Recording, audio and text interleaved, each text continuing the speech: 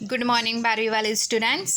सिद्धि हिंदी विद्यालय के इस ऑनलाइन क्लासेस में आपका स्वागत है। अब यहाँ पे 12वीं वाले बच्चे, हमारा ये जो पाठ चल रहा है उस पाठ में करीबन कल हमने एक परिच्छेद देखा, करीबन एक पन्ने जितना हमने पढ़ के देखा कि यहाँ पे भक्तिन, तो भक्तिन कौन है, उसका नाम क्या है।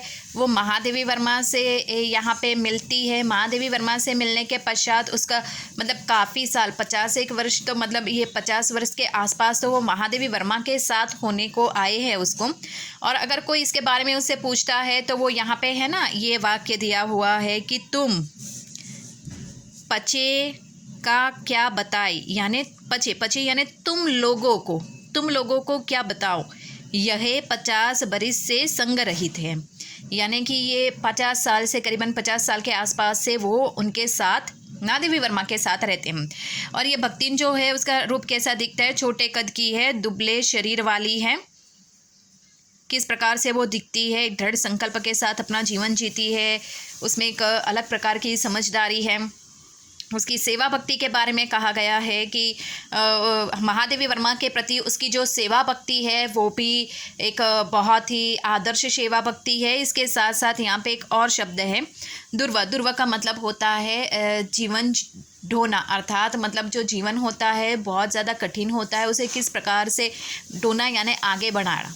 इसके बाद यहाँ पे यहाँ तक थोड़ी हमने बात की थी कि वो जब महादेवी वर्मा से, थोड़ा सा रिवीजन कर रहे हैं बच्चों हम लोग, ये कि जब वो महादेवी वर्मा से काम के सिलसिले में मिलने के लिए आती है तब वो अपना नाम लक्ष्मी बताती है। ठीक है, अब उसने अपना नाम उसी समय लक्ष्मी बताया और उसने कहा कि जीवन में कभी भी महादेवी वर्मा उनको उनके जो मूल नाम है लक्ष्मी, उस नाम से ना बुलाए और किसी और नाम से बुलाए। तो महादेवी वर्मा सोच में पड़ जाते हैं। ये वही शब्द दुर्वा, दुर्वा यानी उन्होंने कहा ना, जैसे मेरे नाम की विशालता मेरे लिए दुर्वा है, अर्थात बहुत कठिन है। अगर ऐसा कुछ होता, किसी का उपनाम रखा जाता और ये रिवाज होता, तो सबसे पहले महादेवी वर्मा ये सोचते हैं कि मैं अपना ही कोई उपनाम रख लेती। तो बच्चों करीबन यहाँ तक हमने कल देखा था। अब यहाँ से थोड़ा आगे और बढ़ते हैं। भक्तिन के जीवन का इतिवृत्त बिना जाने हुए उसके स्वभाव के पूर्णतः क्या अंशतः समझाना भी कठिन होगा। वह ऐतिहासिक जुस्सी में गांव प्रसिद्ध एक सुरमा की, यहाँ पे जुस्सी ये जो लिखा हुआ है इसका मतलब होता है गंगा नदी के तट के किनारे वाला एक गांव। ठीक है, गंगा नदी के तट के किनारे वाला एक गांव, जहाँ पे कौन रहती है, ये लक्ष्मी। लक्ष्मी के जीवन के बारे में बताया गया है कि भक्तिन का ये जो जीवन है इसके बारे में इतिवृत्त बिना जाने हुए ही उसके स्वभाव को पूर्णतः क्या अंशतः समझना भी कठिन होगा। मतलब भक्तिन के जीवन के बारे में उनका जन्म और ये लक्ष्मी का जन्म कैसे, कहाँ पे हुआ, ये जानना थोड़ा बहुत मुश्किल और कठिन हुआ था महादेवी वर्मा के बारे में।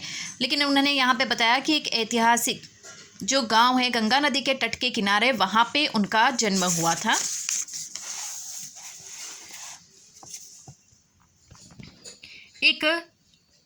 एक लौती बेटी ही नहीं, विमाता की किंवदंती बन जाने वाली ममता की छाया में भी पली है। 5 वर्ष की वय में उसे हंडिया गांव के एक संपन्न गोपालक की सबसे छोटी पुत्र वधू बनाकर पिता ने शास्त्र से 2 पग आगे रहने की ख्याति कमाई और 9 वर्षीय युवती का गोना देकर विमाता ने बिना मांगे पराये धन लौटाने वाले महाजन का पुण्य लूटा। मतलब यहाँ पे वो एक संपन्न परिवार में उसकी शादी हो जाती है बहुत ही कम आयु में। वो जब 5 वर्ष की थी तभी मतलब उसकी शादी ये एक संपन्न गोपालक के परिवार में, उसके जो 3 बेटे होते हैं उसके छोटे बेटे के साथ यहाँ पे लक्ष्मी की शादी कर दी जाती है और बहुत ही कम आयु में उसकी शादी हो जाती है और 5 वर्ष की आयु में और 9 वर्ष की आयु में उसको ससुराल भेज दिया जाता है। और इस तरह से उसका कन्यादान करके उसके पिता ने और उसकी जो विमाता यानी उसकी जो सौतेली माँ है, उसने, दोनों ने यहाँ पे उसका कन्यादान कर दिया। उसके बारे में है। अब यहाँ पे दूसरे परिच्छेद में पिता का उस पर अगाध प्रेम होने के कारण स्वभावतः ईर्ष्यालु और संपत्ति की रक्षा में सतर्क विमाता ने उसके मरणांतक रोग का समाचार तब भेजा जब वह मृत्यु की सूचना भी बन चुका था। रोने पीटने के अपशकुन से बचने के लिए सास ने भी उसे कुछ न बताया। बहुत दिन से नेहर नहीं गई, सो जाकर देखावे, यही कहकर और पहना उठाकर सास ने उसे विदा कर दिया। इस अप्रत्याशित अनुग्रह ने उसके पैरों में जो पंख लगा दिए थे वे गांव की सीमा में पहुंचते ही जड़ गई। हाय लक्ष्मी अब आई कि अस्पष्ट पुनरावृत्ति और स्पष्ट सहानुभूति पूर्ण दृष्टियां उसे घर तक ठेल ले गई, पर वहां न पिता का चिन्ह शेष था, न विमाता के व्यवहार में शिष्टाचार का लेश था। दुख से स्थिर और अपमान से जलती हुई वह उस घर में पानी भी बिना पिए उल्टे पैर ससुराल लौट पड़ी। सास को खरी खोटी सुनाकर उसने विमाता पर आया हुआ क्रोध शांत किया और पति के ऊपर गहने फेंक फेंक कर उसने पिता के चीर बिछोह की मर्म व्यथा व्यक्त की। अब बच्चों यहाँ पे ये जो दूसरा परिच्छेद है वो दूसरे परिच्छेद में ये बात बताई गई है कि लक्ष्मी के ये अर्थात ये भक्तिन जो है ये उसके भक्तिन के जो पिताजी है, पिताजी का लक्ष्मी पर बहुत ज़्यादा प्रेम था। पिताजी लक्ष्मी को बहुत मानते थे, लेकिन उसकी जो सौतेली माँ थी ये सौतेली माँ को लक्ष्मी पसंद नहीं थी। इसके लिए उसने क्या किया कि यहाँ पे लक्ष्मी के ये जो भक्तिन के जो पिताजी है वो बीमार हो जाते हैं और इसी लंबी बीमारी के चलते हुए उनकी मृत्यु हो जाती है। मृत्यु हो जाती है तो यहाँ पे उसकी जो सौतेली माँ होती है उसको संपत्ति देनी ना पड़े, इसके लिए उसने उसके पिता की मृत्यु के जो समाचार है वो लक्ष्मी तक नहीं पहुँचाए। अब यहाँ पे ससुराल में लक्ष्मी की ये जो सास है उसको पता है कि लक्ष्मी के पिताजी का देहांत हो गया है, लेकिन यहाँ पे लक्ष्मी रोएगी और ज़्यादा विलाप करेगी, जिद करेगी। ये समझकर उसकी सास ने उसको उसके पिताजी की मृत्यु के भी समाचार नहीं दिए। थोड़े समय बीत जाने के बाद उसकी जो सास है उसकी सास ने लक्ष्मी को कहा कि बहुत दिन हो गए, यहाँ पे देखो ये दिया हुआ, बहुत दिन से नेहर नहीं गई सो जाकर देखा। अर्थात उसकी सास ने कहा कि तू बहुत दिनों से अपने मायके नहीं गई है तो मायके जाकर उन लोगों से मिल के आ जाना। यहाँ पे लक्ष्मी को भेज दिया जाता है उसके मायके। लक्ष्मी को अभी पता नहीं है उसके पिता की मृत्यु हो गई है एक लंबी बीमारी के चलते। यहाँ पे वो तो इतनी खुशी के मारे अपने पिताजी से मिलने के लिए मायके पहुँचती है और जैसे कि उसके पैरों में तो जैसे पंख लग गए हों, इतनी खुश थी वो। लेकिन जैसे ही वो गांव की सीमा में पहुंचती है वहाँ पे उसको पता चलता है उसकी जो सौतेली माँ है वो हाय लक्ष्मी अब आई ये वाक्य का जैसे ही उच्चारण करती है तब जैसे कि उसके पंख है वो भी जैसे बिखर जाते हैं। तब जाकर लक्ष्मी को पता पड़ता है कि उसके पिताजी का देहांत हो गया है एक लंबी बीमारी के चलते हुए। अब यहाँ पे पिताजी के ना रहने के कारण लक्ष्मी उस घर में भी नहीं पैर रखती है, पानी भी नहीं पीती है और फिर वहाँ से वापस उल्टे पैर लौट आती है। घर में जब वो आती है तो उस समय वो यहाँ पे उसकी जो सौतेली माँ होती है उसने नहीं बताया।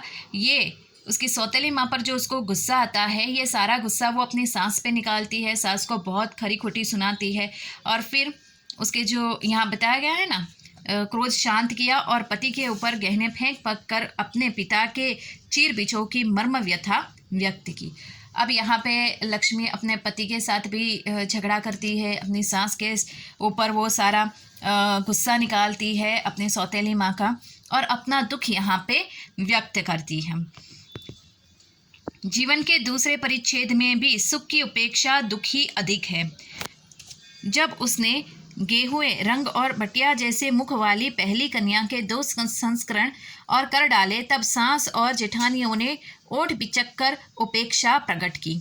उचित भी था क्योंकि सास 3 कमाऊ वीरों की विधात्री बनकर बचिया के ऊपर विराजमान पुरखिन के पद पर अभिषिक्त हो चुकी थी और दोनों जेठानियां कांक कुशंडी जैसे काले लालों की कर्मबद्ध सृष्टि करके इस पद के लिए उम्मीदवार थी। छोटी बहू के लिख छोड़कर चलने के कारण उसे दंड मिलना आवश्यक हो गया था। अब बच्चों यहाँ पे ऐसा नहीं कि भक्तिन को कोई सज़ा मिलती है, ऐसा कुछ नहीं है, लेकिन इस परिच्छेद में ये दिया गया है कि जैसे कि उसके ससुराल की बात की है कि थोड़े समय के बाद लक्ष्मी के यहाँ एक बेटी का जन्म होता है। ये बेटी गेहुए रंग की होती है, उसका कद नाटा होता है, मतलब छोटे से कद की होती है ये जब बेटी का जन्म होता है तब उसके घर में, उसके ससुराल में कोई खुश नहीं होता है। क्यों? क्योंकि उसकी जो सास है, ये सास देखो विधात्री, वो यहाँ पे विमाता, ये विमाता का मतलब होता है यहाँ पे सौतेली माँ, और यहाँ पे विधात्री, ध्यान दीजिएगा बच्चों, विधात्री का मतलब होता है जन्म देने वाली माँ। तो यहाँ पे उसकी जो सास है, उसकी सास के 3 बेटे हैं। छोटे बेटे के साथ लक्ष्मी का विवाह हुआ था, तो सास के 3 बेटे हैं। और पुरखिन, पुरखिन का मतलब होता है कि यहाँ पे बुजुर्ग महिला, बुजुर्ग महिला हो चुकी है उसकी सास, 3 उसके कमाऊ बेटे हैं। इसके लिए यहाँ पे उसको और ज़्यादा कि मतलब उसके 3 बेटे हैं।